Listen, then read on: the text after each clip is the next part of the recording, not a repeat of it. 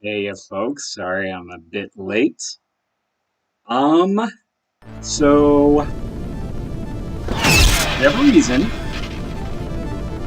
when I started this up today, all my settings were once again gone, You all know why we've come here. so I had to The reset patrons everything. have pushed us into a corner. Their magic has grown too powerful to hold in check. These villains are stealing the worship of our own followers. We It does look like the volume is playing, though, correctly, so Not long ago, I the am fight. glad for that at least. You'll need a redo of the first stream, where it's silent for half of it. Or not half of it, for a little bit. I'm going to get a quick drink. I will be right back. Crossing fingers that this computer doesn't just the one I'm gaming on doesn't do its usual glitchy thing. So let's cross fingers together.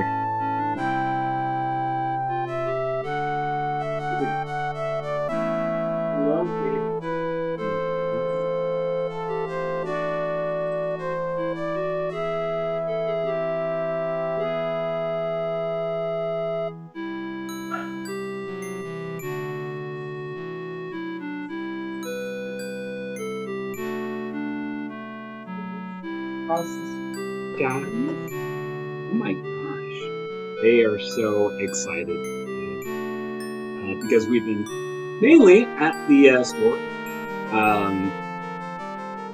I was demoing a game, and Jenna, of course, is doing all the heavy lifting with Kevin and Giant. So I'm definitely getting the relaxation, hard work of the store get started, which is coming together slowly but surely. So yeah. Anyways, come on, let's keep it together, baby. Keep it together. All right, sweet. Okay, so this still works. All right. Anyway, so as a recap from last episode, we went through the entirety of the second world. Brian. Is it Brian? Oh, I gave away that book. Oh, well, never mind. Yeah, I think it was Brian. Anyways, encountered a elf prince who was stuck on a ledge. Helped him out. Tried to knead some dough. Not a good cook. We're a better wizard than a cook. Met our first live Sartan, aka my favorite character in this whole series, barring us as Haplo, of course. And then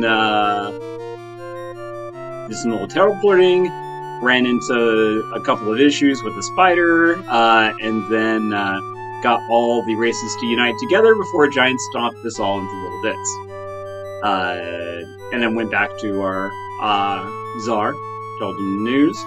Unfortunately, we might have to kill our friends in order to save the world, but you know, eggs, omelets, yeah. Anyways, our next stop is Abarrach, the world of stone and lava and horrible heat.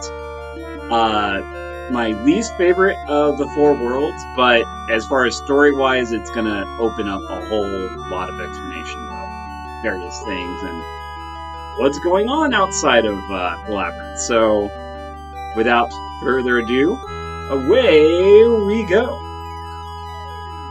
Go. Just a couple of times to use it. Hope everyone is doing okie dokie on this almost Friday.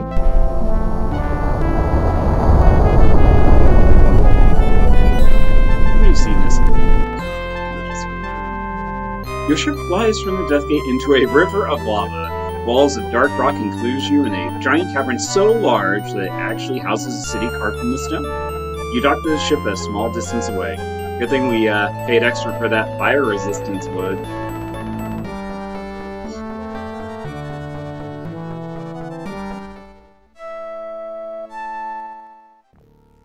Your ship floats in a river of lava alongside a stone embankment.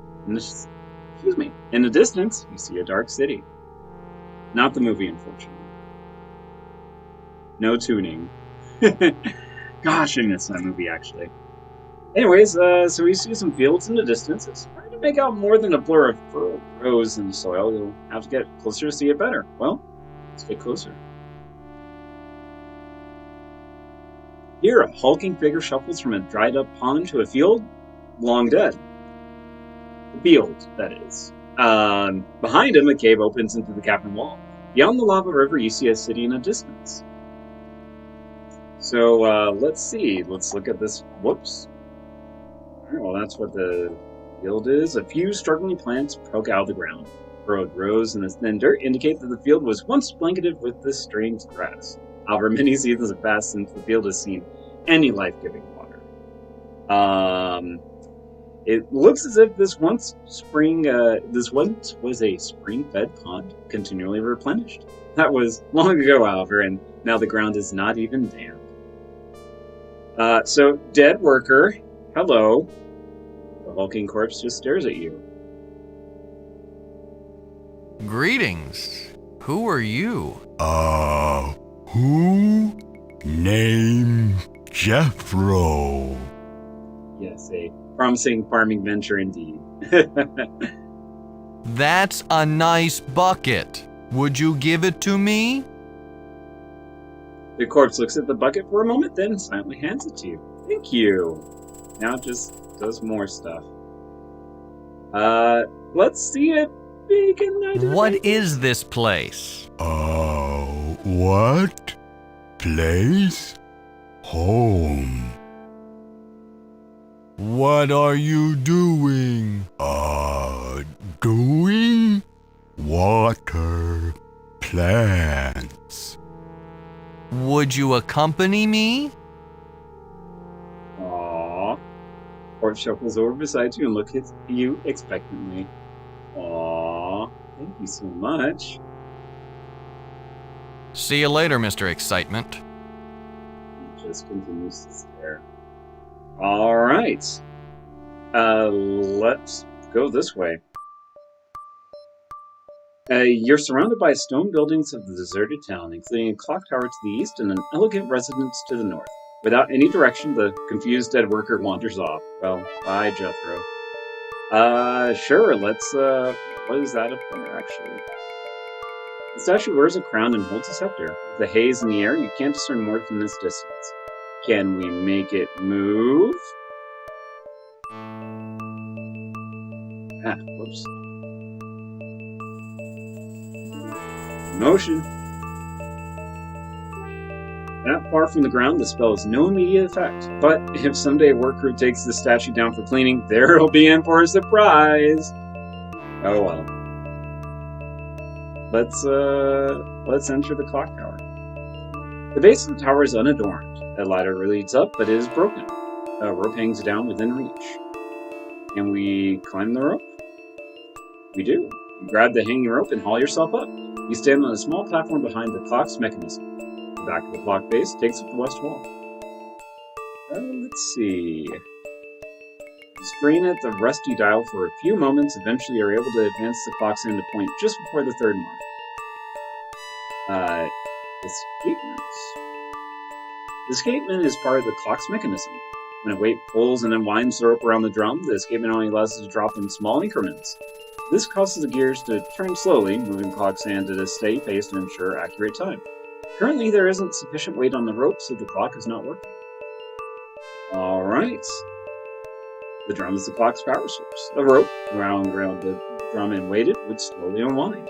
As it did, the drum would turn the clock's gears and keep time. It currently hangs all the way down to the floor. The clock uses many gears of various sizes. You try to trace the motion from the drum to the clock face, but it's too complicated. Metal doors are set into the walls of the tower clock along the track. Presumably, they open when the statue wheels along on the stroke of the hour. Well, don't think the stone's gonna help much with that. Oh, there's a hole in the bottom of the pail. Never mind. Age has rusted and ruined the once strong metal bucket, so that carrying water in it would be impossible. Okay, well, I guess nothing doing there. Can we turn this at all? With both hands, you turn the crank and wind the rope around the drum until you see the hook. The drum locks when the rope has been drawn entirely up. Can we get down now? Yeah, we can. Let's, pretty sure we can put that there, right? Yeah. Hanging the bucket on the hook, the weight of the bucket doesn't seem to be enough to start the clock. The drum. Well, then let's go ahead and turn the crank and, or I think we have to, nope, release lever. As soon as you pull the lever, the drum starts spinning uncontrollably. The rope gradually unwinds until it almost reaches the ground. I don't think we can do anything else up here. We don't know what time to make it yet. So let's just hop on down. And by hop, I mean climb, because hopping from that distance probably would be a ankle breaker. Oh, is there something with...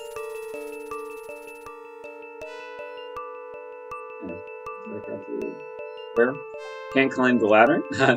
This ladder's condition is contagious. Anyone climbing it is liable to break something. Oh, hello. Thank you, malware. Chances are it would be your neck. Alright, well, let's exit out there and go to the residence. You stand in the foyer of a small house. Stairs lead up to another level, and double doors are set in the east wall. Well, hello, dead butler. Lots of dead folks around here. How may I be of assistance, sir? Who are you? My name is Aramas. I serve Balthazar, the master of the house.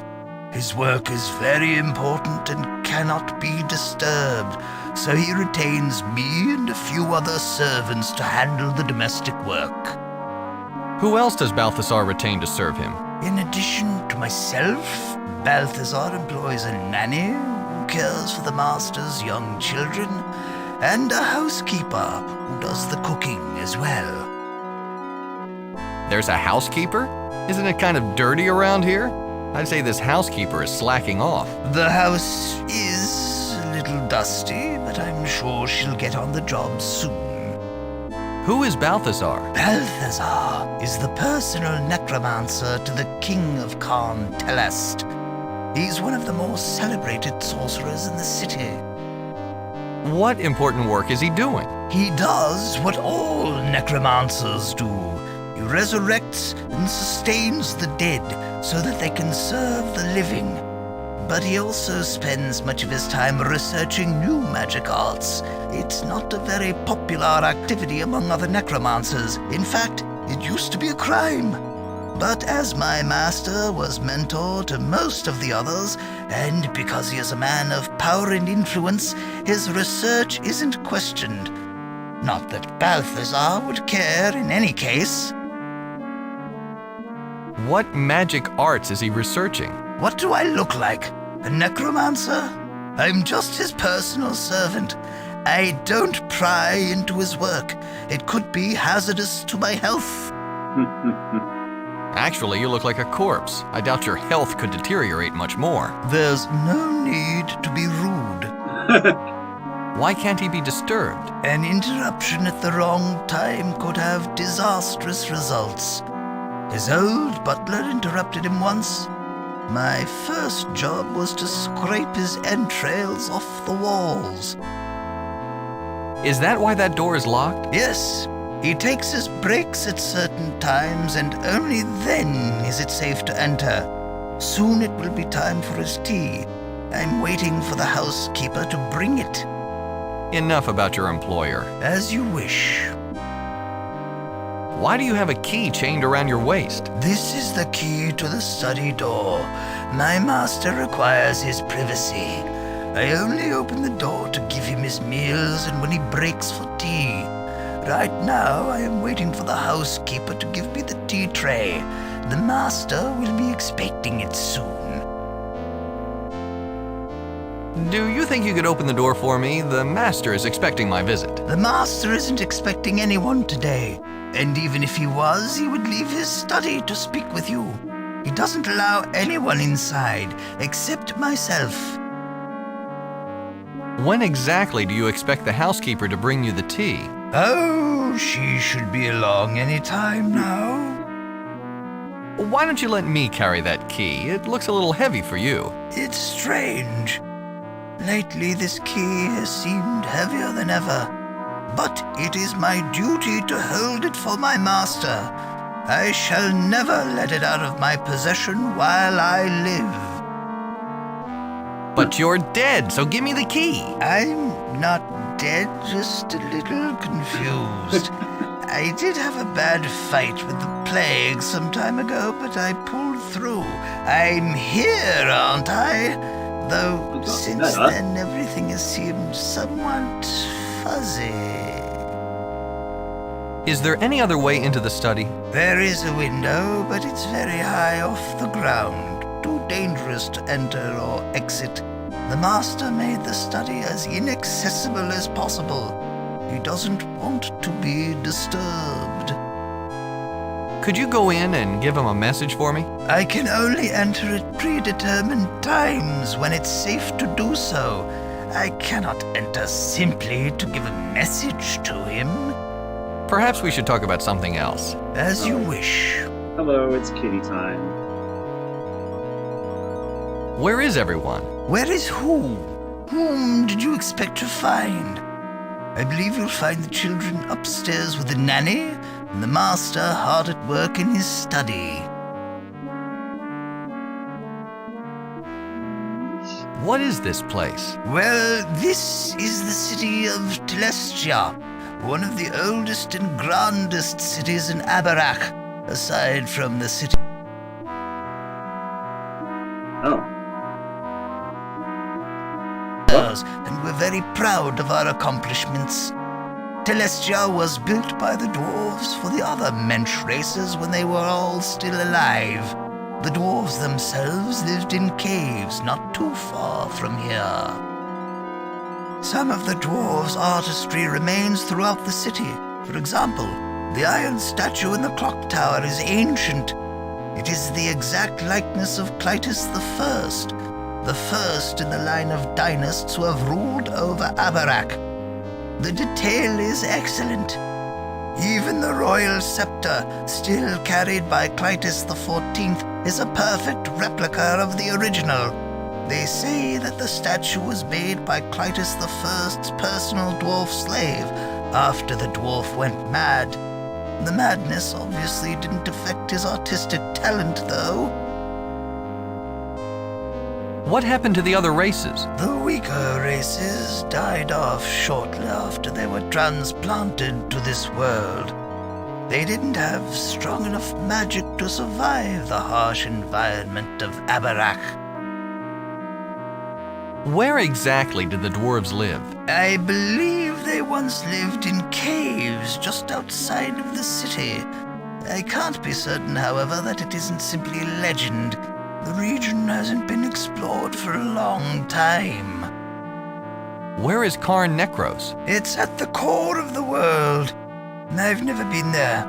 In fact, no one in this Karn has. We've never traveled outside of the city. We've never had to. Does the dynast rule this city? Not really. We've never even seen him. Our king has ruled Telestia for ages. The dynast only rules here on paper. Is this scepter anything special? Of course. It is the scepter of rulership. It gives incredible magic power to he who wields it. The original dynast, Clytus I, created the scepter, and his line has used it to secure their leadership ever since. No one would dare oppose a dynast who has control of the scepter. Like me, get a hold of that scepter. Why did Clytus' slave go mad? The dwarf was the first experiment in necromancy. Some say that the art wasn't perfected when Clytus I brought his slave back to life, and that insanity was the result. Afterward, Clytus banished the slave back to the ancestral dwarven lair to sit in solitude forever. This didn't affect the dwarf's devotion to his lord, however. When a body is resurrected, it learns very little, and it usually reverts to doing whatever it did during life. The dwarf continued to worship Clytus I. He even carved the statue in the clock tower to honor him. Few believe that Clytus was deserving of such an honor, but even fewer will admit that in public. Clytus XIV reveres his ancestor, and no one speaks ill of either of them without fear of being turned to dust. Because of the scepter. We may be on the other end of that at some point. Enough about this place. As you wish. Could you accompany me? Regrettably, I cannot. I have to serve my previous charge. I must stay here as long as my master desires. You're as interesting as a corpse. This conversation is over. As you wish. Alright, well, so learned a little bit about what's going on. Looks like the people here have been using resurrection to bring back dead folks. Even though he's a little befuddled, he got better, he says. His title is Dead Butler. Let's see. Big silver chain is wrapped around the waist of the dead butler. Goodbye. Although it's old, it remains as strong as the day it was forged. The key is attached to it. I mean, can we cut it? It's on the chain, but even as old as it is, it does more damage to your shear than the shear does to it. Isn't silver slightly malleable?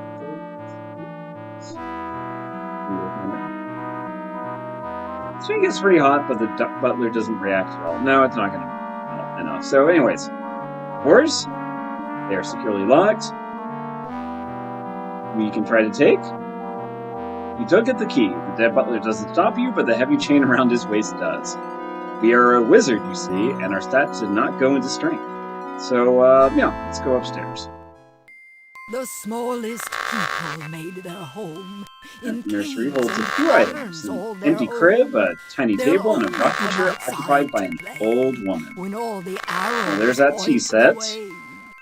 Which way? you Um, ask? Where are they found? Just out of sight under the ground. Don't look too close, they'll run away. Unless the arrows listen to her recite the point poem, the the little way. ones, in its entirety. When she finishes, she starts reading it again from the top. The smallest people made their Then home Nanny ignores you. in Her gay caves brain and is totally engrossed in caverns the all task their of reading own. aloud from the children's They'll book. only come outside to Hey, play. Grandma, over here! When all the arrows That Nanny, of course, pays no point the attention to you. way. She just continues to Which read way, from the you book. ask? Where are they There's found? no one here to listen to you anymore. Stop reading. Just out of This sight tirade actually draws a under response the from the dead ground. nanny, but Don't the reaction look is too only to read close, louder they'll run in an away. effort to draw anyone. Unless the arrows You know, that point nursery the rhyme is way. starting to grow on me. Maybe a few hundred more times and I'll actually like it. No attention. Give me that book. Maybe if you didn't have your nose in it, you'd notice that I'm trying to speak to you. The smallest people made their The home nanny ignores you and in continues to read, so you caves decide to and remove the caverns book all yourself. their own. You slide the book out of the dead nanny's wrinkled hands. She doesn't resist, but no sooner is the book gone than she stops speaking, her eyes go blank, and she sits motionless. Aww, she looks so sad now. Who are you? I'm the nanny of this family. I take care of the children while the master does his research. In fact, I should be reading to the children right now as they go to sleep. Have you seen my book? Why do you read the same rhyme over and over? I read until the children have gone to sleep. I must read now. Where is my book? I can't find my book. Stealing a tea set from Grandma's Renulo. Not the book, though, right? Who do you read to? To the children. Aren't they precious? I've taken care of children most of my life. I love to read to them. I should be reading to them now. Would you accompany me? I know where your book is. You know where my book is? Please take me to it. I must read to the children. They can't go to sleep without their rhymes. They need me, you see. So, Granny, party member, let's read this children's book. A little one. Let's start from the beginning. Alright. Work, work, work.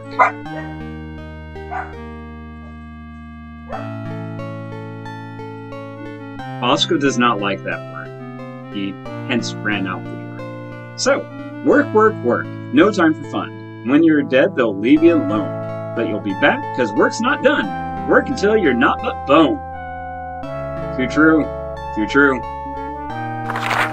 The Dark Place. Again, this is a children's book.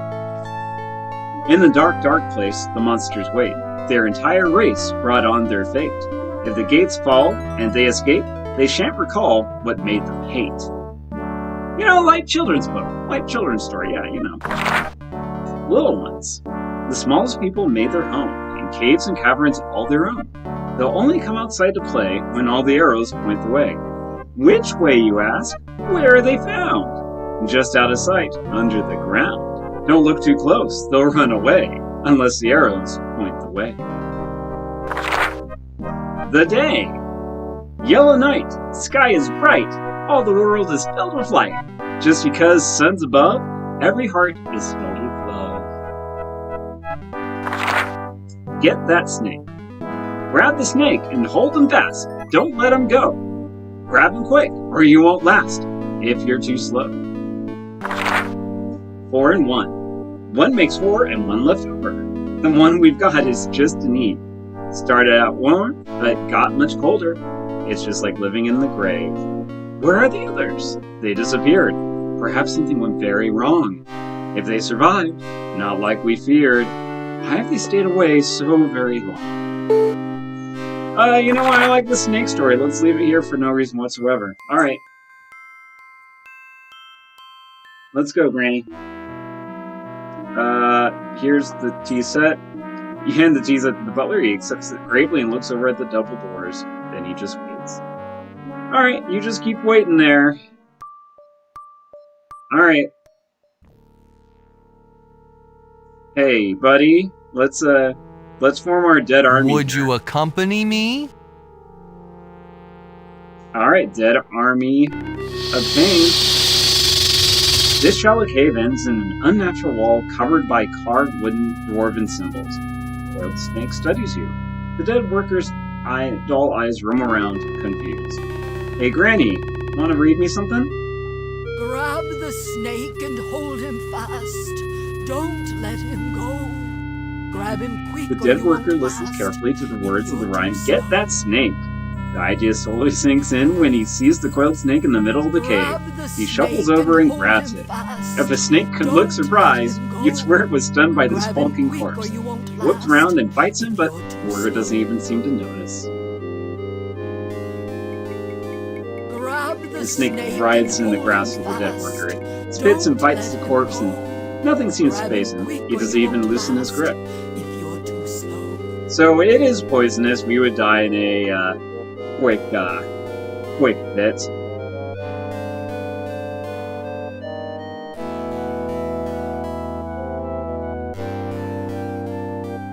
Alright.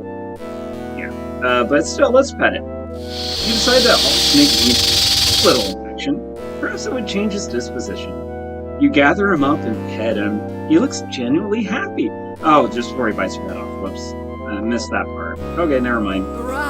Well, he's got it held up. So, I know we're 0 out of 4 in attack attempts with our shear. Could this be the one time our shear comes in handy? You decide to try for a cheap shot while Jethro holds the snake. Even in his grasp, the snake lunges for you, hissing and spitting. You decide to leave the nasty little creature alone. Okay. Let's take these rocks. For some reason. I'm sure it'll make sense later. Oh, let's not disturb him, though. Alright, let's look at this wall. The far wall is covered with 9 identical carved dwarven symbols. You walk towards the far wall of the cave. The snake writhes and spits as it tries to escape the dead worker's grasp, but its efforts are futile. His corpse's grip is too strong, and the dead nanny's constant repetition of the command to hold the snake keeps him from forgetting his task and wandering off. Grab When you come the upon the wall, snake and a collection of hold 9 him stone fast. circles, each Don't with an let ornate him go. arrow Grab marked him on it. quick or you won't last. So it's one of these things where everything that's adjacent to it turns. So click on an arrow, that arrow and all immediately horizontally and vertically adjacent to the arrow will rotate clockwise. Click on reset to start over. If we sense that you're getting frustrated or are not making progress, then a hint button will appear on the interface. You get a text hint the first time you click on hint. Click on the hint button again will reset the puzzle and will show you the first correct move. Further clicks will incrementally solve the puzzle. We're not going to do that. We'll get this figured out. So we need to go through the wall, like that poem said. You know, the arrows will show the way, so they all need to be pointing up to go through the wall. How do we do that? Well, it's time for a little bit of this magic right here.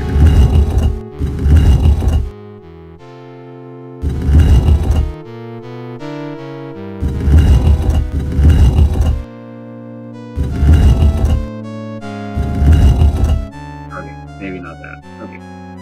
By the way, if anyone wants to chime in from chat, I am all ears because these are, again, the puzzles I'm not the best at.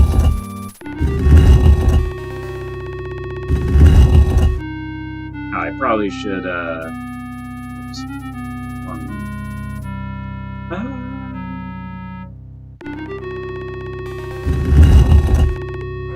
Buddies. Buddy-o pals.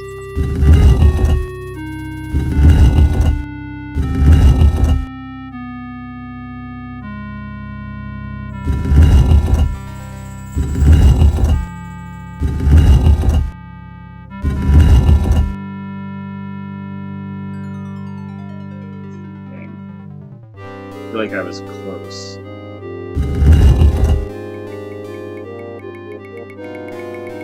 Ah, whoops, mentioned reset. Okay. No hints, we'll get it, we'll get it.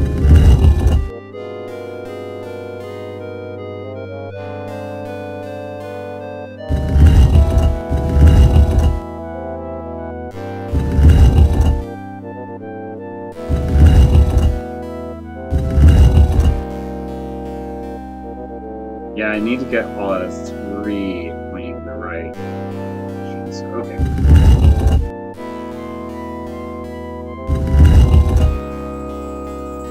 Let's see if I do.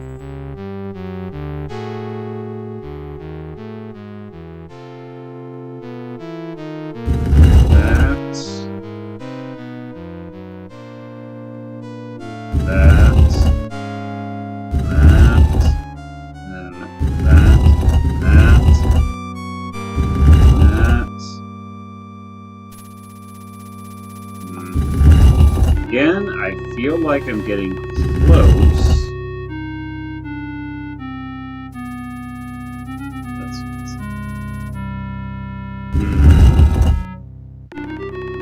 Not that. That's not the first move. It's one of these ones that you move first, then in the corner. Okay, so 1, 2, 3.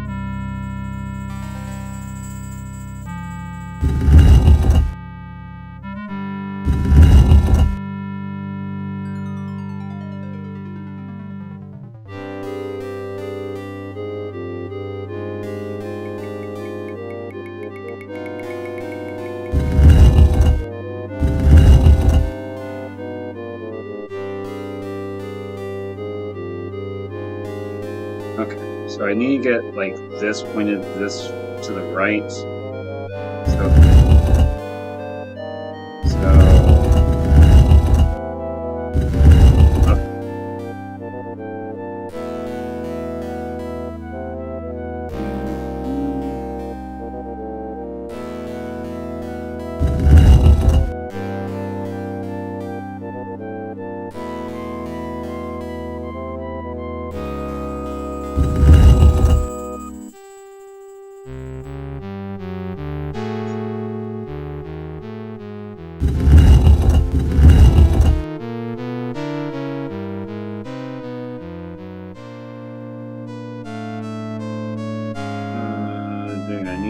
probably get this one finished right.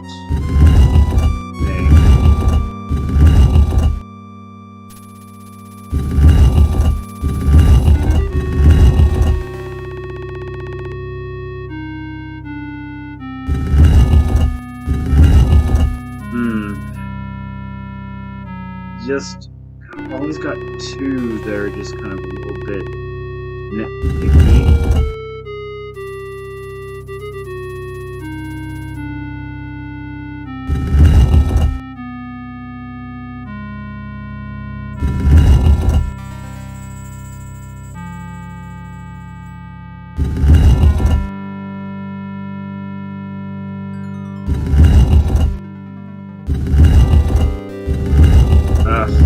Always two.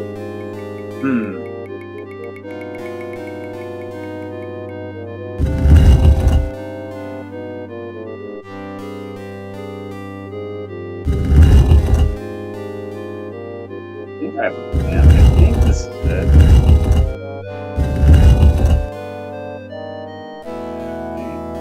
No, not quite.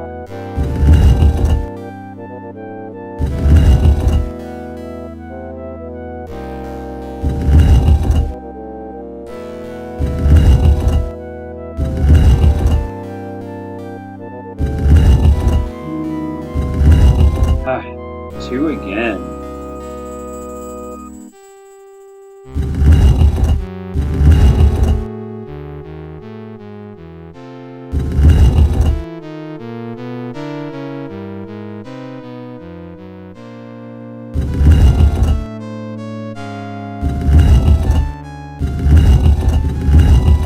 I got up to one now. Okay. Alright. So, let's see.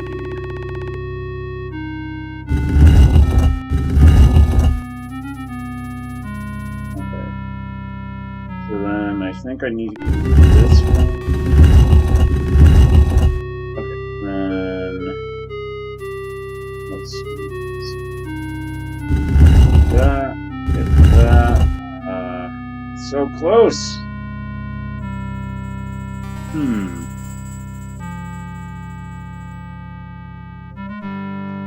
I'm trying to do this without hits. So. Okay. I don't want to reset it because I feel good if that one is in a good position. So, okay. I guess I need to start planning instead of just pressing buttons and walking into it. So, alright. If I do this one, that's going to turn everything to the clockwise. So if I do that, it'll be 3 times and then they're all pointing to the left. And then, okay, maybe get it where these are all pointing to the left. No.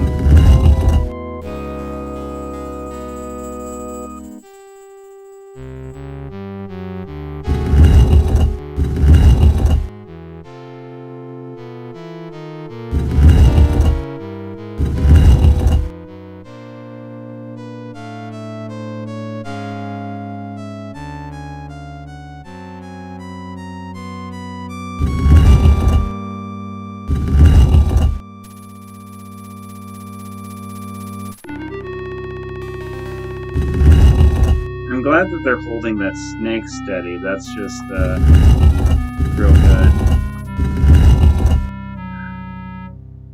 Okay, that's...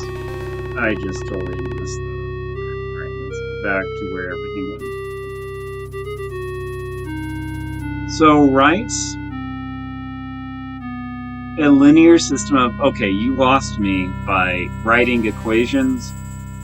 You realize that I don't know if you know this, I've flunked math many times. Many times. I feel like if Jared was watching, he'd be like, well, why didn't you just do this, this, and this? Duh. I don't even know what a Wolfram Alpha is. What is a Wolfram Alpha? I don't think Haplo knows what a Wolfram Alpha is, and I'm playing as if I were Haplo. I don't have a beep bop boop. I mean, I have kind of maybe voices in my head because Hapliv's. That's how I play Hapliv. That he has about 1,000 voices in his head from the internet, but he doesn't know what the Wolfram output is. I kind of figured.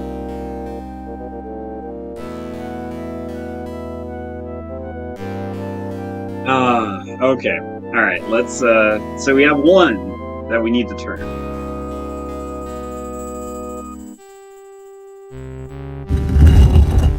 Okay. Actually, wait a second. Wait a second. Oh, wait. Nope. We're in the same position as.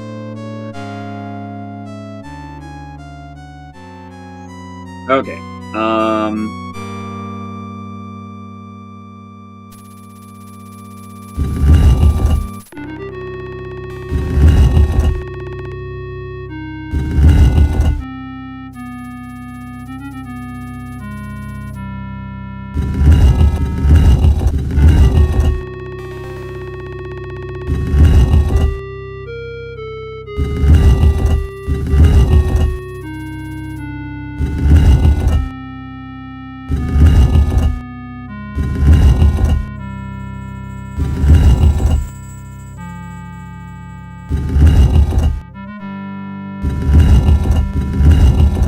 Okay, yeah, that was dumb. Okay, let's get everything back to as order. Okay. Did I tell you this was my least favorite world in Deathgate? There's like 2 more puzzles like this too, and it's just so frustrating just because it's like, ugh. I just want to continue with the story. I'm not going to do hints. Sorry. I've done it every single time. Like, I've never solved it on my own. So, I'm trying. And I count which chat is helping as, I don't count that as a cheat. Okay, let's see. So they're facing this way. That's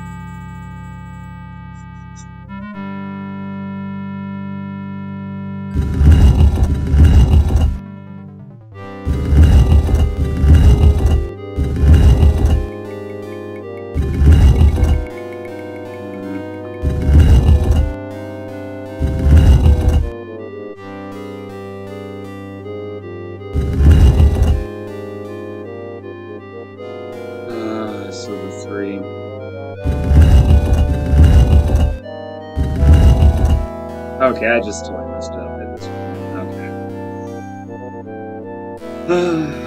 Let's see.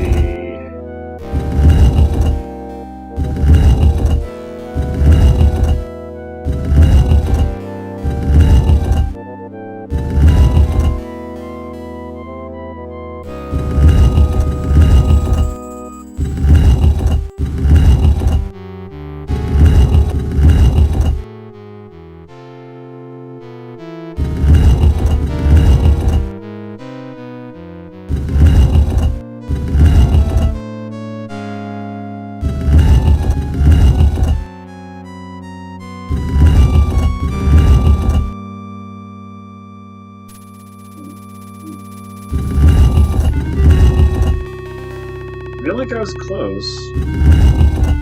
Because once again, I'm 1 away. But now it's a corner, so it's a little bit easier to manipulate. Okay.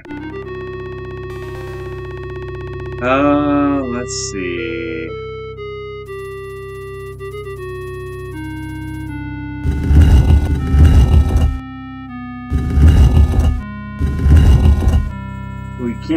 we don't want that to move.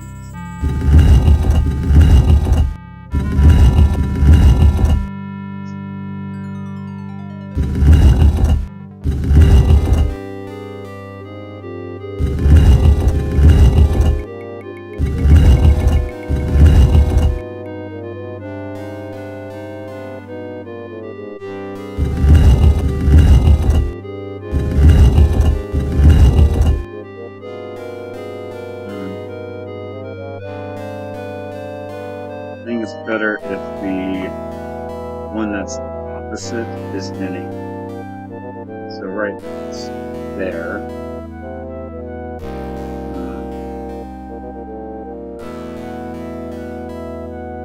I'm sure this is fairly easy for anyone else. I apologize that I am stuck on basically simple puzzle physics, whatnot.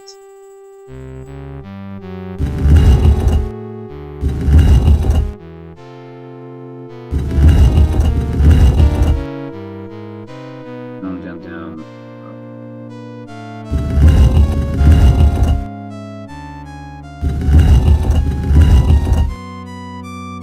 Wait, hey!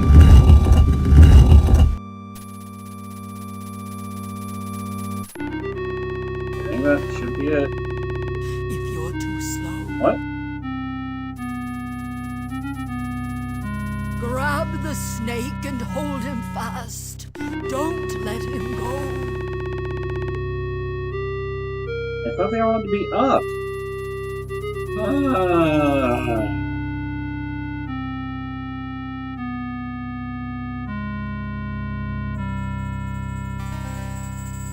Okay, you know what? I basically did it.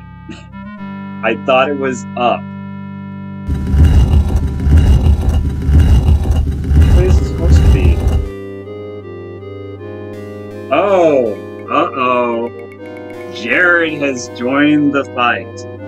So I thought that arrows had to all point the way. Yeah, to, based on the book that she was reading. Let's go ahead and actually... Grab him. I'm gonna do this real quick. If you're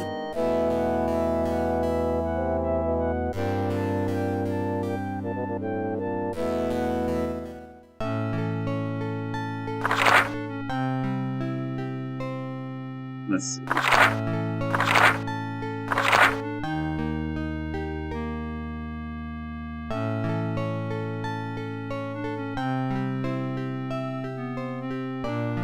Under the ground.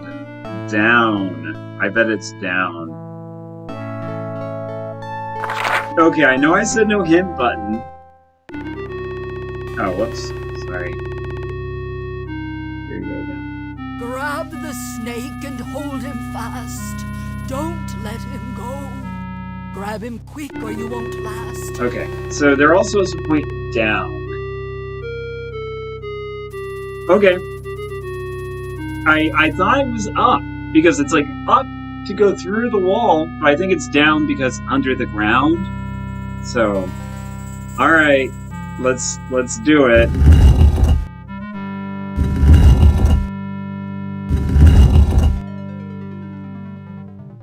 Okay, alright, so I will let good Sir Jared lead us through how to get these all down, because I honestly do not even remember how I got them all pointed out, because I was just randomly clicking there for a minute. I'm sorry, I'm going to put this silent here.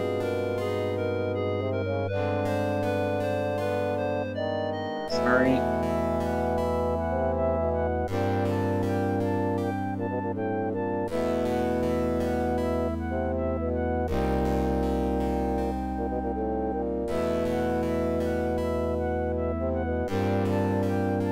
Just responding to a quick textery. Alright, sweet.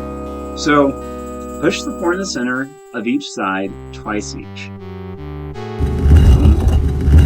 Boom. Boom. Boom. Boom.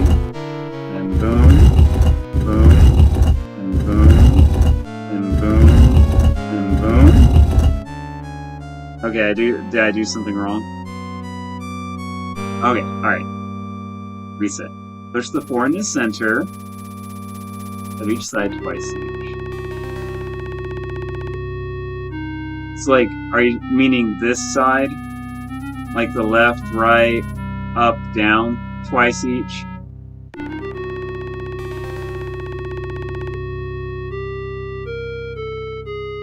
That's a yes, so that's twice. That's twice. That's twice. That's twice. This is once. That is once. Once. Once. And once. Holy moly. Genius. Right there. Grab the snake and hold him fast. So yeah, Don't let him I would always get stuck on that puzzle. grab him I don't even quick or remember. you won't Anyways, last. If you're too the stone slow, symbols click into place and the wall slides away. Beyond, you see a dark tunnel. You steel yourself and walk grab in. the snake. These caves are ancient, carved long ago by the dwarves that lived here. Tunnels run off in all directions. Hello, friend. Go away! I talk to no one. I wait for my lord. He will be here soon to take me with him. Begone! Decomposing dwarf squints his good eye at you for a few minutes and shakes his head so violently that the earlobe falls off. There it is. You don't want to Go talk to us? Okay.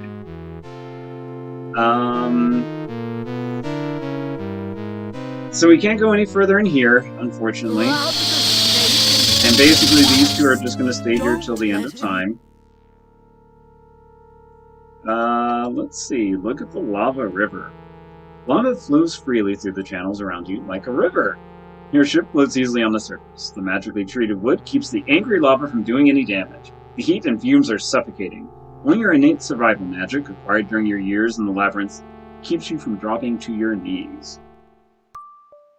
Well, let's see.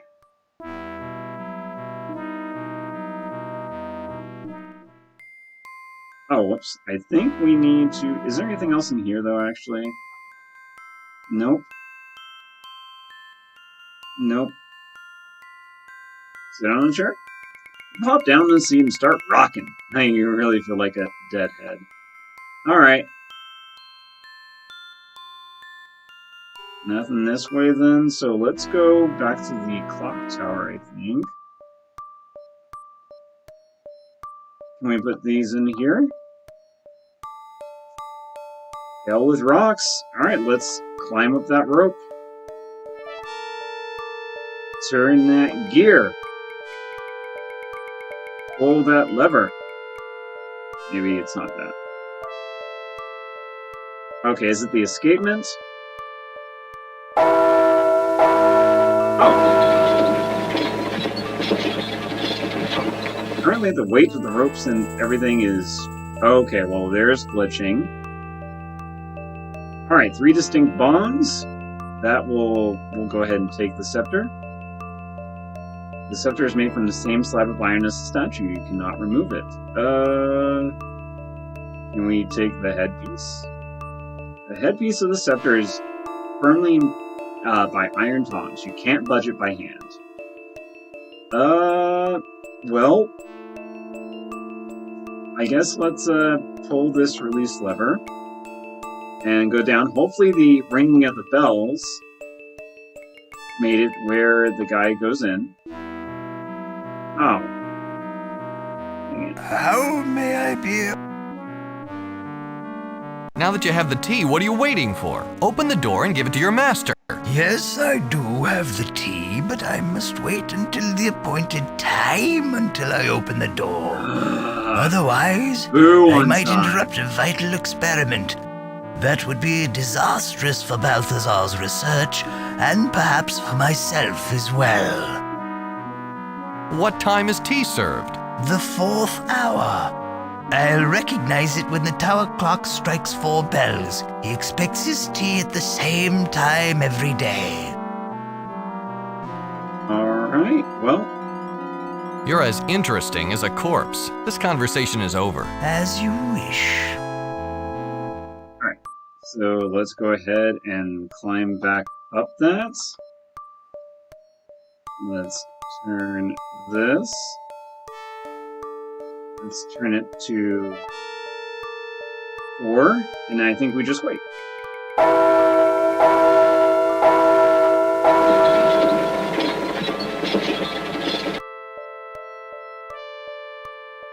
Alright, so then let's go ahead and climb down. And then go in. Alright, the door is open.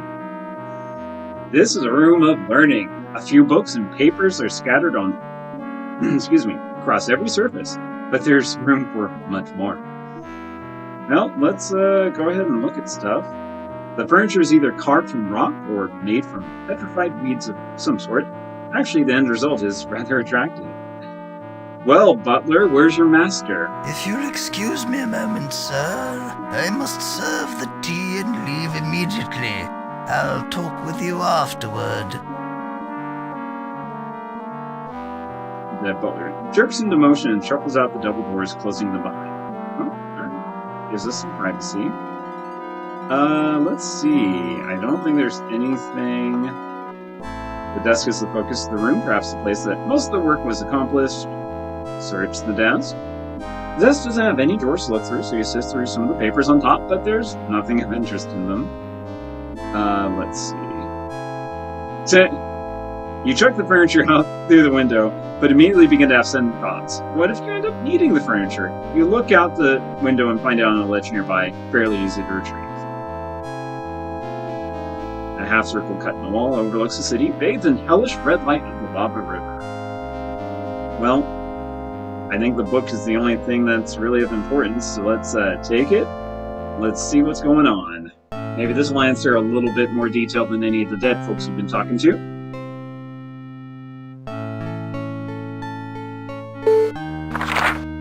I record these notes in no particular order, with no particular format. Should this text be read by others than myself, I can but apologize in advance. My name is Balthazar, and I am the king's personal necromancer. My duties include raising and maintaining the royal servants, though my deeper interests lie in the pursuit of other lost magical books. The following notes comprise the result of a lifetime of research into these arts, as well as my personal musings on these and other matters. Necromancy. I've never considered the practice of necromancy to be on a strong moral ground. We've established that in order to survive in this harsh world, the dead are required to serve the living. Their labor supports our existence. But do we truly know what we're doing? What exactly are we bringing back? And how do we know, how do our tamperings affect the rest of the wave? Dead never appear especially unhappy, merely confused. In their own unfathomable minds, they exist in a time previous to their deaths. They perform the duties which they performed in life. In fact, it's almost impossible to teach the dead anything new. Their capacity to focus on unfamiliar tasks is minimal. A corpse can be given new orders, but in due course, depending on the nature of the particular specimen, it will inevitably revert to modes of behavior it demonstrated in life. There's no harm done when the tasks that the specimen performed in life have some application after death, but sometimes those tasks have little or no worth in the real world. And yet the corpse, living mentally in its former reality, cannot be persuaded to abandon its behavior. Occasionally the behavior can be modified to one of useful purpose, but more often all we can do is ignore the corpse, which strikes me as a critical waste of men. Nevertheless, even the densest corpse can be used for menial tasks, and this becomes their primary value. Corpses can be made to perform functions which the living cannot or would not perform. I can't recall a time when battles were waged by living soldiers. Why trouble ourselves when we have available so many who have already fallen? Their insensitivity to pain allows them to sustain blows that would cripple a living soldier. The dead don't stop until they can no longer move. In addition to war, corpses can be used to undertake all potentially harmful tasks, such as fending off attacks from would-be predators. Claws and poison stings are fearful only to those who are aware of the consequences. I've already figured that out, but that's okay, we skipped ahead, it's okay. Personally, I feel that we should be focusing our magic on keeping ourselves alive, rather than on resurrecting ourselves from death. With the plague more rampant than ever, we are fighting a losing battle. Even now, the dead outnumber the living. Possession. Whenever I begin to research a new spell, I always start by attempting to build runes onto established spells. Sometimes an entirely new spell can be discovered by adding a single rune onto a totally unrelated spell. This was the case with Possession, the art of casting one soul into a lower life form. I started by taking some basic runes and building onto them. Many of the standard spell bases turned out to be dead ends. I forged through some of my ancient texts without much success. But I did discover an obscure warding spell of awesome power. One wouldn't think that a warding spell could be manipulated into a possession spell, but forceful spells are sometimes born from the most unlikely sources. Warding spell has a long history.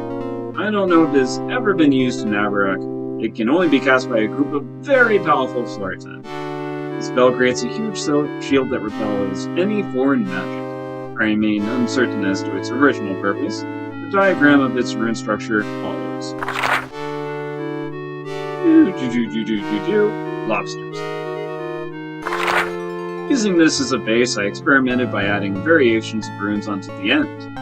The process was long and tedious, but as it happened, only one rune was needed to fashion an altered spell. The diagram of the new spell follows. Oh, of course, just that little wiggle. That wiggle. I get it now. Gosh. I was a fool. The result was a possession spell. Testing it proved somewhat difficult. There are certain limitations inherent in the magic. One can only cast one soul into a lower life form, such as Hakas we use as beasts of burden.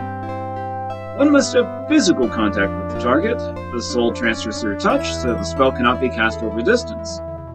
While one is inhabiting the possessed body, the original body is rendered immobile and helpless. I have some theories regarding the dynamics of the spell. If the original body is for some reason destroyed, the soul should be capable of continuing existence in the new body. Eventually, however, that soul will forget its previous existence and come to think and behave in accordance with the inclinations of the possessed body. But even then, the original soul should prove retrievable by the application of certain spells. It might even be possible to reconstruct the original body by using the host body while the soul still exists.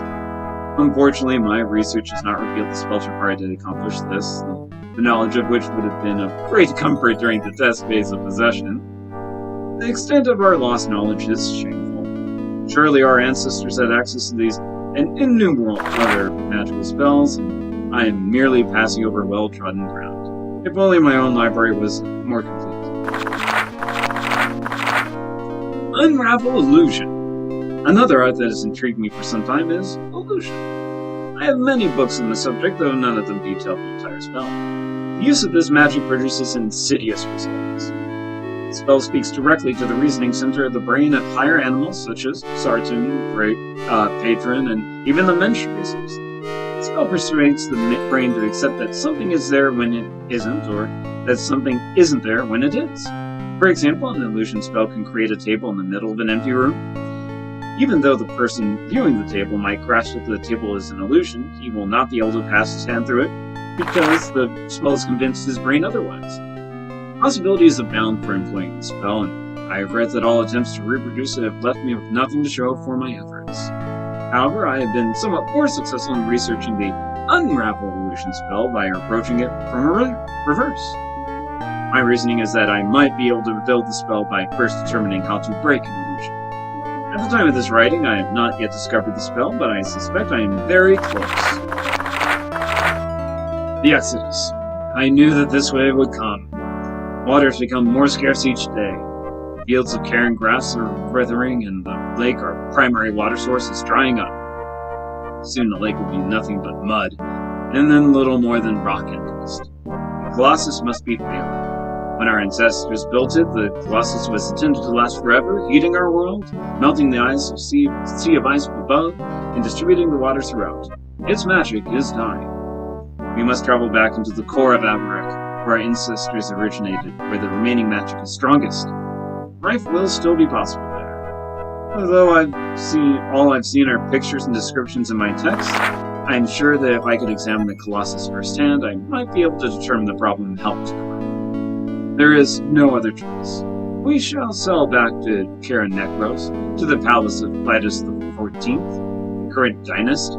on the northwestern edge of the fire seat. Out of respect, we shall beseech His Majesty permission to live in Kara Necros while the process is being repaired. I don't anticipate any resistance. Who would refuse of refugees, especially ones eager to help correct the problem? And, as I have stated, we have no choice but to go. Our life in Telestria will shortly become unfeasible. The problem in transporting the dead is an extremely challenging one. Many of them, removed from their familiar surroundings, will grow disoriented. 3 at least will find it impossible to adapt, so we've decided to leave them behind. First is my own servant, Aramis. He's been with my family for as long as I can remember. Although his thoughts are as clear as the best of the dead, he is simply too frail to undertake the journey. I'll leave him here where he is comfortable.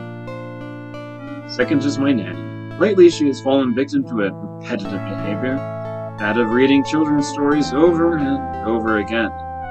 Should the book she loves be taken away from her, she is despondent until it is returned. Not only will she be useless to us where we are going, I doubt she could survive the trip intact. The last is Jethro, one of the crop. He's among the most physically well-developed corpses that we have, but his brain is like a sea. He waters his crops as if they were still growing, as if there were still water to pour on them. If he is instructed to do something else, he will perform that task for a few moments, only to wander right back to watering his crops. We can't spare one of the living to supervise him by continually reminding him to accompany us. We haven't the time to train one of the dead to do it, so it would be best to leave him here. An ending. I leave these notes for you to find, dear reader. Their purpose is to shed light on who we are and where we have gone so that you will follow in our path. Do not remain here. Life is impossible. Follow us to the core where we have a fighting chance. Well, we discovered a new place. Over there. You have learned 2 spells. You clothe this book and place in your inventory. What are those spells, pray tell? Well, we got Possession. Using the spell, the caster can inhabit the body of a lower life form, usually that of a domesticated animal. The soul of the spell exits his original body, leaving it effectively helpless and only rarely alive, and enters the target. While inside, he can direct the new body with virtually total control. Like other spells of this nature, it requires physical contact to initiate, and when the caster wishes to return, touching his original body will transfer his soul back again. If the caster does not return his soul to his original body, he will eventually forget his identity and begin to think and act as if he were truly a creature. And what about raiding? Come on, we just remove the one. This powerful spell can only be cast by a group of talented sorcerers working together. It directs a shield which effectively repels all foreign magic, including magic objects and creatures. Well, I guess we're sailing away. Bye, Aramis. And, you know what? This gives him something to do. And actually, Don't let him go. Grab him quick or let's you try won't to be a last. snake.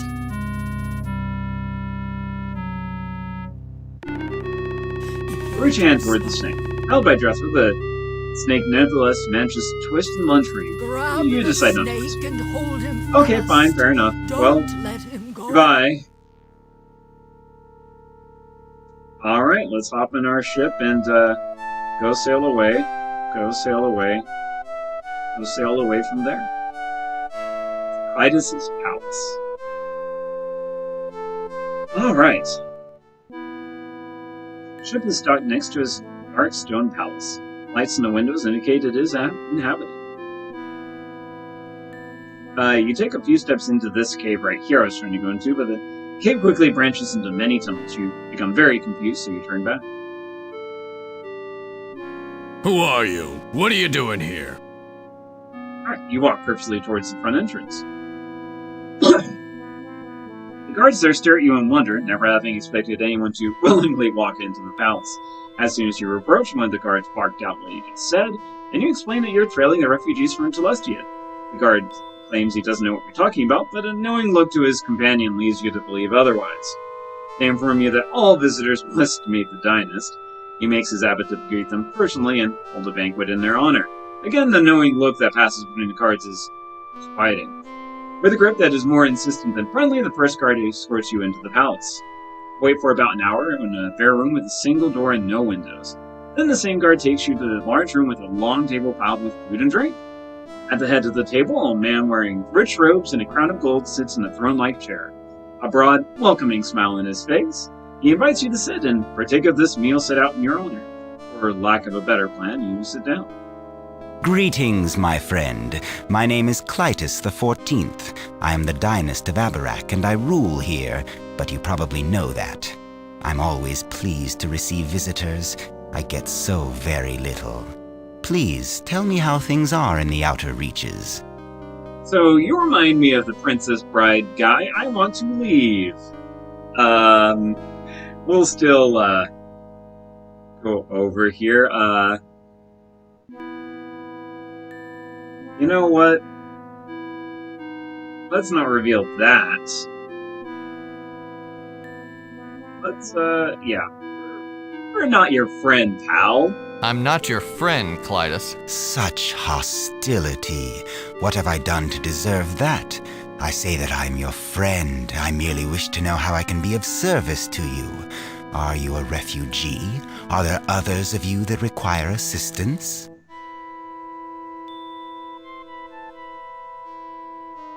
I am a refugee. I'm an emissary of about 10,000 people. Could you put them up? 10,000? That's quite a few. I will do what I can. Can you tell me where they are hidden? Camped, I mean. Why did you say hidden? Just a slip of the tongue. Pay it no mind.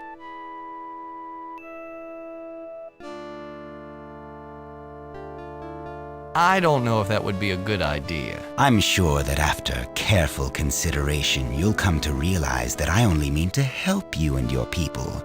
A little skepticism is understandable. You know, you look very different. Foreign.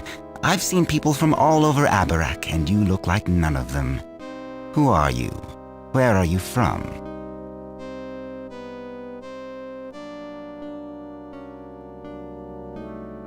Yeah, let's, yeah. Oh, you know, I get around. Where are my manners? You've probably been traveling for some time and are very hungry. I've been forcing you to converse while all of this food has lain here getting cold. You have my leave to partake. We will talk more later, I'm sure.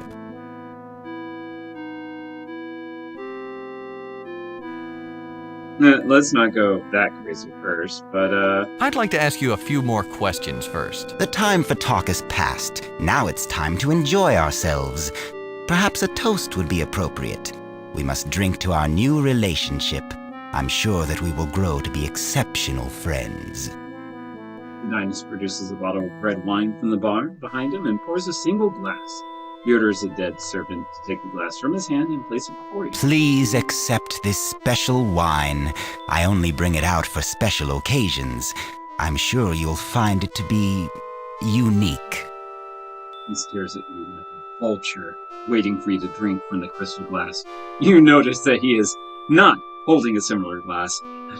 Sir, I have seen The Princess Bride. I know how this plays out. I'm good. I think I'll save this for later if it's all the same. It is not the same, my friend. You will drink that wine, and you will do it now. I've lost all patience with you. He rises from the table and traces a spell in the air while you watch dumbfounded. The blue rune shoots across the banquet table and explodes in your chest. You expect to feel some pain, but all you notice is an overwhelming hunger. You begin stuffing your mouths and pockets with food and drink. Inside yourself, you snatch up the crystal goblet and drain the contents. Lyta smiles and sits back down, satisfied. I know you, patron. Our books talk about your race. We believed them to be legends, but here we have proof. And if you are real, how many more of the other legends could be true? The other realms. The Death Gate. Uh-oh. That's not good. Abarrach is dying. There's no way to save it, but you represent a way into new worlds, fresh lands to conquer. After you are dead, your corpse will tell me everything I wish to know. You will help me destroy your own people. Think on this as the poison eats through your body. Guards, remove this trash. That's not good. Soldiers grab you roughly from the chair and drag you down long, winding corridors.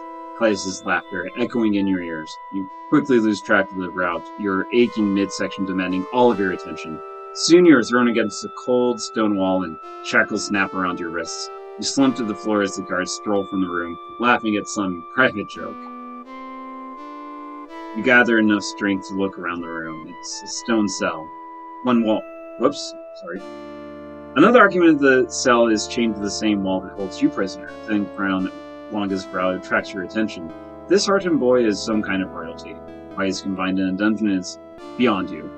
The paleness of its skin, the occasional grunt and spasm, all lead you to believe that he has had his share of Clytus poison as well. So let's go ahead and save here real quick.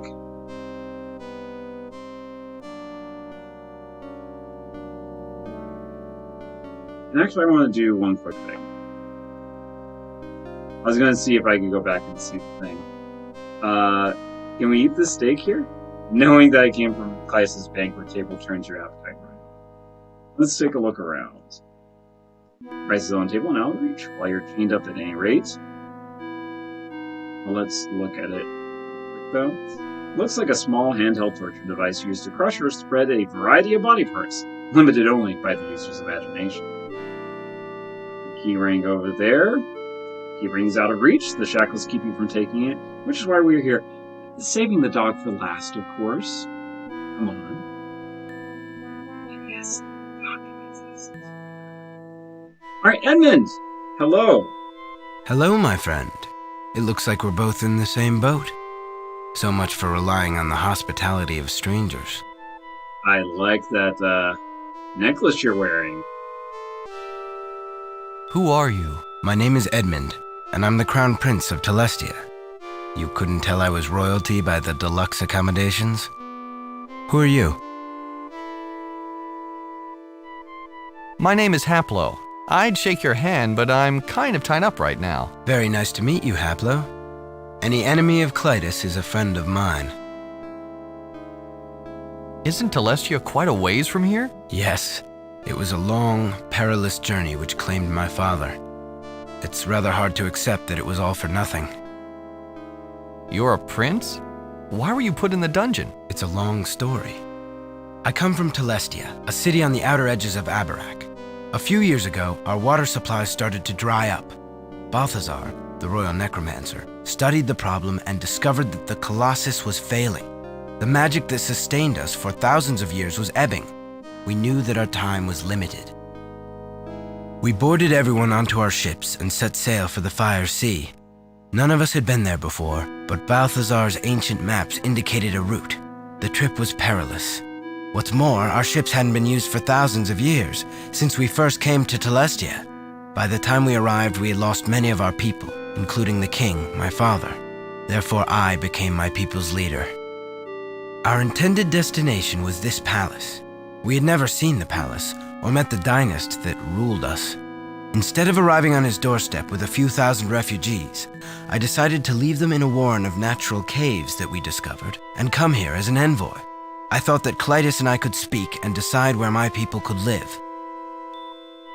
I arrived at the palace alone. He greeted me with open arms and invited me to a banquet.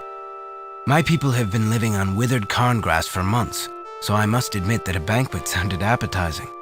During the meal, he began to question me. The questions were innocuous at first, but became more probing and less veiled as Clytus continued. He asked military questions. What was the size of our forces and where were the troops bivouacked?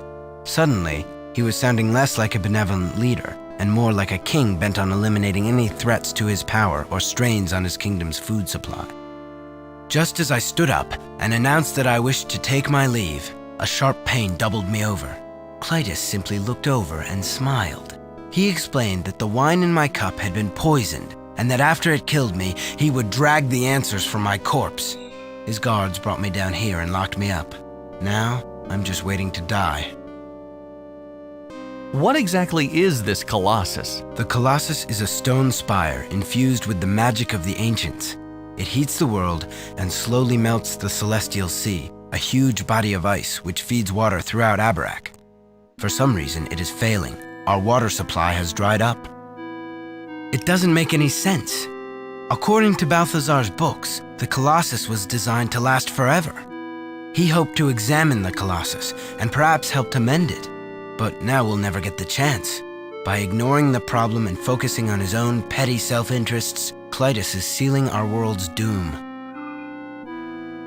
Where is the Colossus? The Colossus is in Clytus's palace.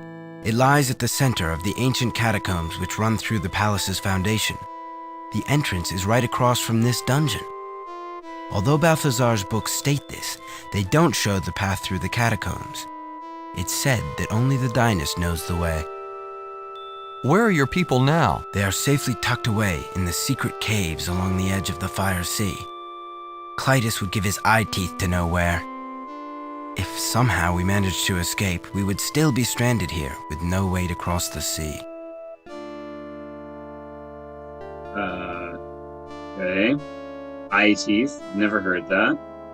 I've got a ship. If you show me where they are, I could transport us there. The chances of escape are slim, but it's nice to know that we will have a way across the sea if we do.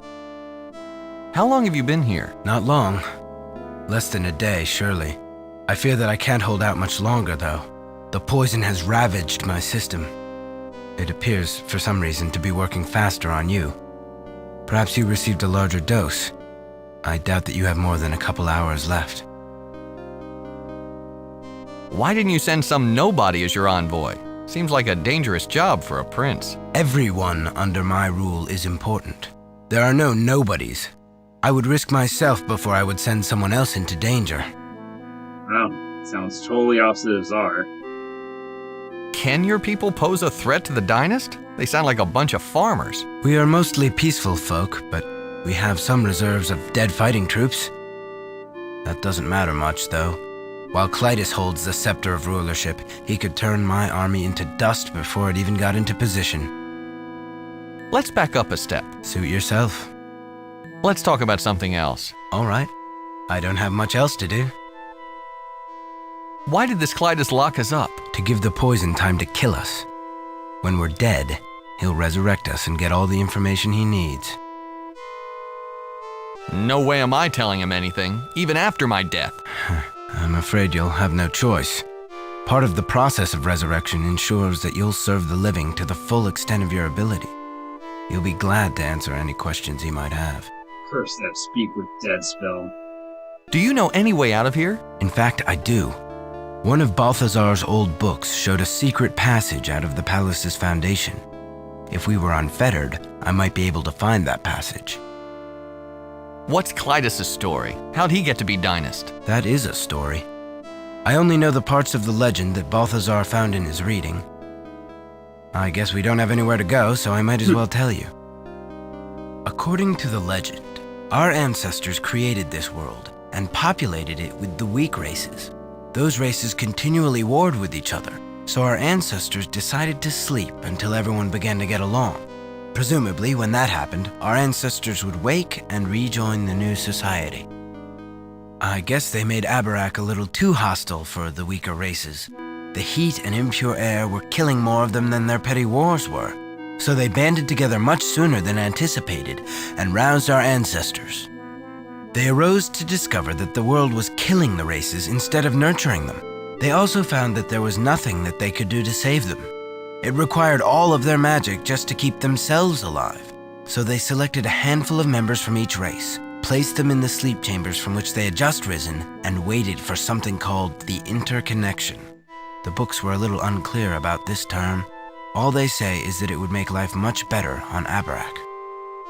Clytus I was a member of the High Council at that time. One day, he arrived in the council's session with a powerful magic scepter. With it, he convinced the others to found a monarchy, with himself as the Dynast, the ruler. The line has continued unbroken, as far as I can tell, to this day. Each new son takes up the scepter of rulership and becomes the new Dynast. The man who tossed us in this dungeon is Clytus XIV. It's said that his scepter can turn a man to dust in seconds. No one wants to confront such raw magic, so he remains in power. Clytus I did do something right, though. He introduced us to necromancy. It's only by bringing back our dead that we have been able to stay alive. He even sacrificed his own personal servant as the first experiment. What happened to the rest of the weaker races? They died. There was no way to save them. It must have been horrible to watch them die, completely helpless to do anything. Sounds like he's the product of a little too much inbreeding. I know nothing about Clytus's specific lineage, but madness is a symptom of inbreeding, and he is certainly displaying that. Does the council still exist? No. Clytus I disbanded it when he created the monarchy. My ancestor was a member. This amulet I wear was a badge of his office. It's been in my family ever since, and I wear it proudly. You really think necromancy is all that hot? It's hard to question something that is such a fundamental part of your life. But Balthazar has raised some interesting points. He believes that we should be concentrating on rediscovering the old, lost magic arts. If we used our magic to make our lives better, we wouldn't need to bring back the dead. To be totally honest, seeing my father resurrected into a shadow of his former self was chilling. I don't look forward to dying myself, or to the inevitable result. If Clytus's scepter can turn a man to dust, why does he bother with poison? He still needs information from me. I assume the same is true for you. If he destroyed us, the information would be lost as well. If he kills us with poison, we are undamaged. Then he can resurrect us and demand the information he wants. Since the dead always serve the living, we'll have no choice but to tell him everything. You mean that if Clytus didn't have this scepter, he wouldn't be in charge? I would challenge him myself if I could count on a fair fight. My claim to the throne is as strong. My ancestor was also a member of the High Council. These are all pipe dreams, though. His scepter would make dust of them and me. What happened to his personal servant? Shortly after he rose to power, Clytus I sent him away.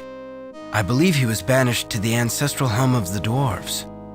In fact, it would have been in the caverns around Telestia. No one has explored that area in ages. I wonder if he's still there.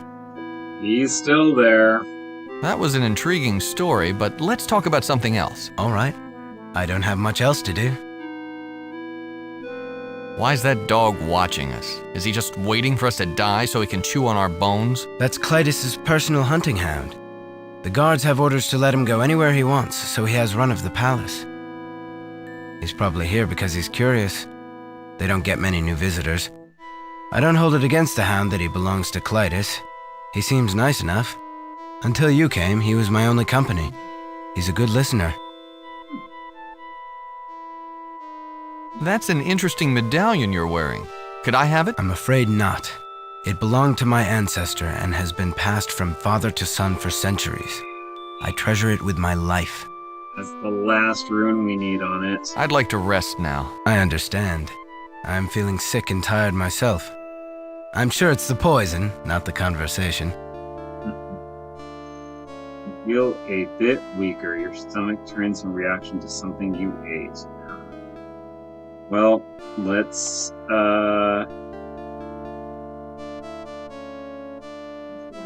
again. All right. So let's go ahead and put this down here and try to get doggoed by us. Plop the steak on the ground next to you. The dog eyes it with disinterest. It evidently has eaten recently. Good thing we just learned a spell to fix that.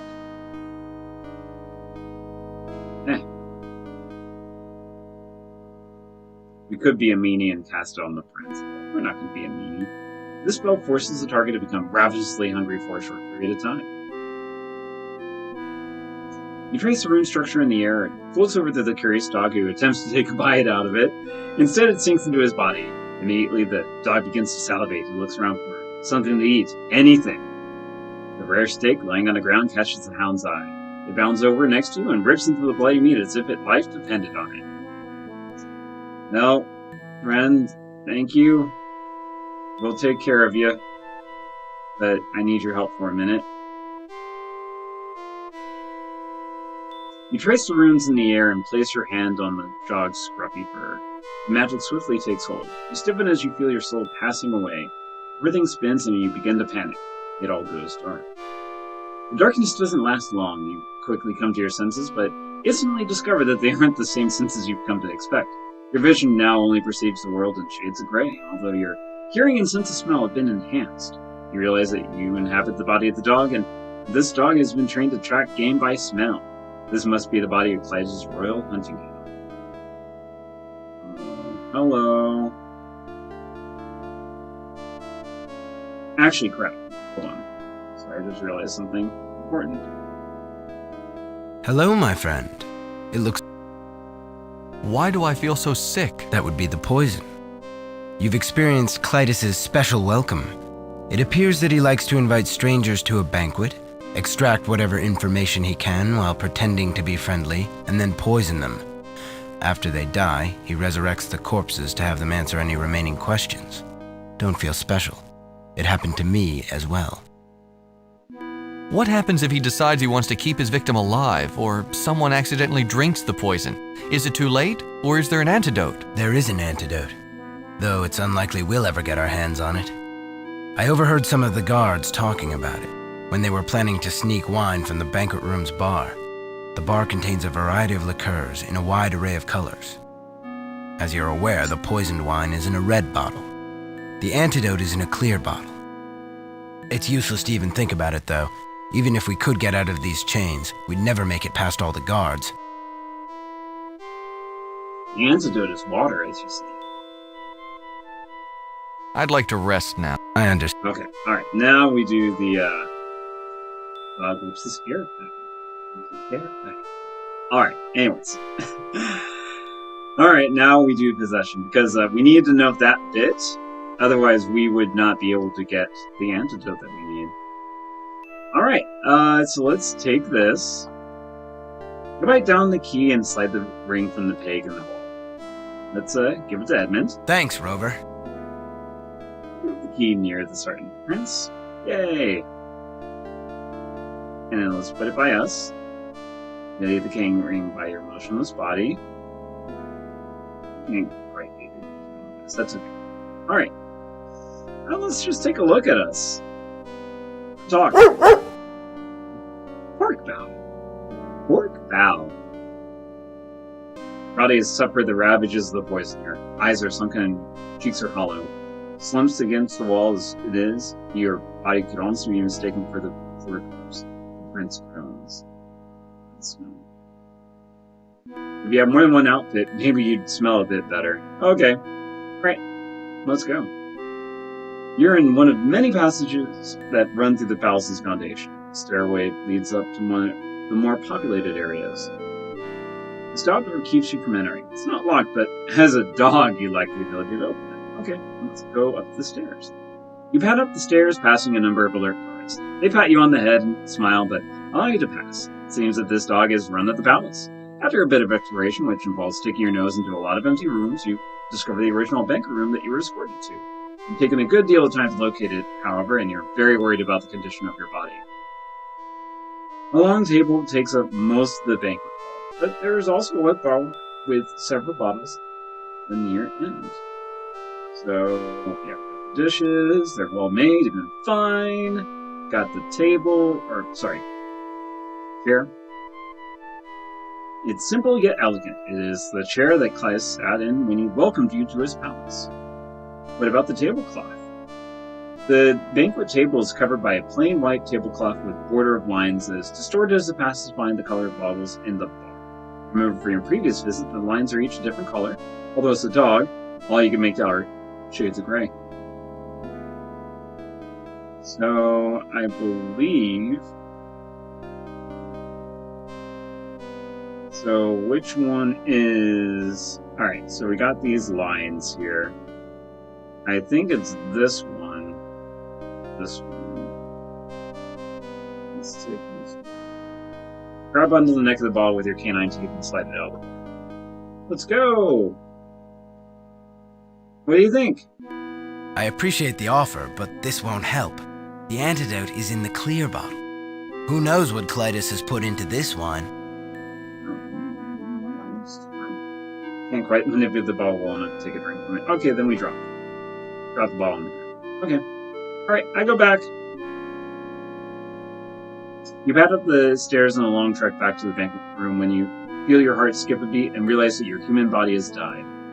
Your soul is destined to spend eternity in the body of a dog, or at least until the dog dies. Locked in the bowels of the dynast, you're not going to be able to finish your quest. There's worse ways to die, though.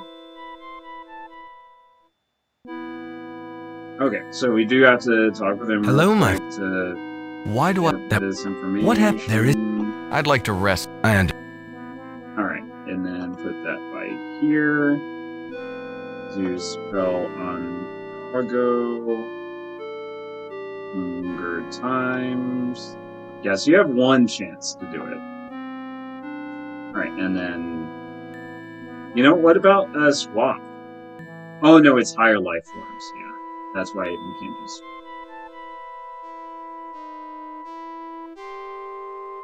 Alright, so, there we go. Up, and at them. Okay.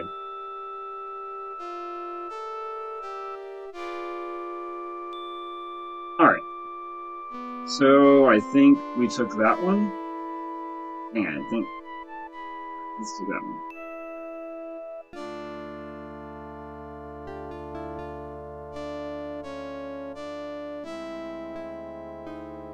The prince guzzles about half of the clear liquid. The effect is immediate. The pain drains from his face and body. He hands the bottle back to you with a sigh of relief.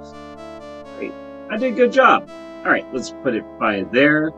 Let's take this key ring. Let's give it to Edmund. Rover. You're very welcome. And then we'll drop it by here. And then let's touch. You nuzzle your motionless body. The contact sparks the transference of your soul. The familiar dizziness overwhelms you, and when you recover, you're back in your human body. The dog looks at you with trusting, loyal eyes. Evidently, some bond was created when you passed your soul into its body. It sidles up to you, intent on accompanying you wherever you go. We have permanent companion now! Yay! Alright, well, first things first, let's take that and drink. Finish off the liquid from the clear bottle. Grateful that you were able to tell it from the colored bottles when it didn't filter out any of the multicolored lines on the tabletop. You feel the effects at once. The knots in your stomach loosen, and the weight lifts from your limbs. You can feel that the liquid has cured you. And let's unlock. Oh, fine. Take and unlock. Slide the key into the lock, holding your manacles shut. Quick twist pops the shackles open. Let's go ahead and take that. And let's pet dog. Dog wags his tail, seems to like you. We have, let's just, you want some of this? The dog sniffs at the salve a couple of times, it doesn't show much interest in this at all. Anything else that you might like? No. Definitely not making you smell that. Alright. Yes, my friend? Yep. Would you accompany me? I'm looking to get out of here. I'd be happy to. Let's leave while we can. Second jailbreak of the game. Technically third, I think. Yes, my friend? You know the way back to your people? You can get us there? Of course. If I can get hold of a ship, I can pilot it directly to the secret caves. That's all. We'll talk later. Sure. We have plenty to do now. Behind a panel in that wall is a tunnel which leads directly to the docks. We should be able to sneak out to your ship and sail away before they know what's happening. When we're away, I'll direct you to the caves where my people hide. I must tell them about the situation here, and perhaps they can help you as well.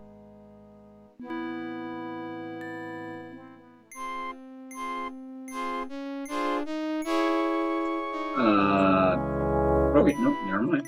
Okay. Let's go. Let's see what happens upstairs. You hear the guards at the top of the stairs speaking softly and decide against going up there. Okay, let's go west. Alright, and then we entered this cave. Oh, that's the secret cave that leads us back out here. Okay, then let's enter our ship. This is an incredible vessel. Great workmanship. I've never seen anything like it. I assume that the steering is similar to the ships that I've piloted.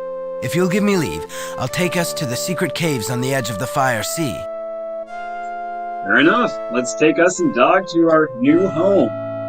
Well, new home for now.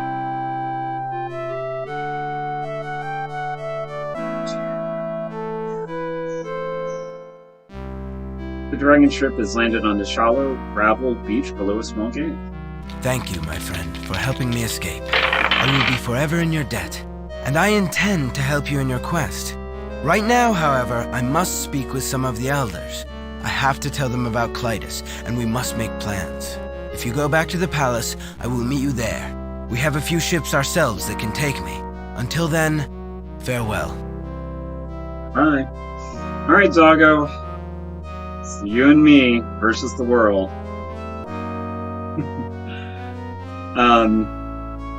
I know that this is a bit of a shorter stream, but this is a bit of a longer one. And yeah, I think I'm actually gonna pause it here because there's gonna be a lot more story and a lot more hefty stuff that's gonna happen. So I think I am gonna call it just here for tonight. I think, let me see here. So tomorrow I unfortunately do have some plans, so the next time I'm going to be streaming this is Monday at 7. So we'll pick up from here, talk with a friend with a book, and definitely do more dog pets and stuff like that. Yeah, so thank you for the help earlier. Thank you for joining me. I hope you all had a interesting time as we went through a lot of dead zones and almost died to poison from the Princess Bride. Such a cheap trick and everything like that. But yeah, this is just kind of the part that, I don't know, I feel like it sags a little bit because it is, I don't know, a little bit puzzly. The story is kind of, but it's important because it, especially the next stream, is going to answer a lot of stuff about kind of putting kind of everything together. So anyways, thank you again. I hope that you all have a good rest of the night and a good weekend. I also will say that I am planning on doing a Jackbox stream sometime next week, maybe like next Friday or Saturday. So definitely going to have more, do a big group thing again like we did last Saturday. So I think that should be fun. I had a lot of fun with that. That was my first Jackbox experience, and I definitely want to try to do that again. So yeah, with that, thank you so much. Take care, and I hope that we'll see you on Monday. So take care. Bye-bye, Zools.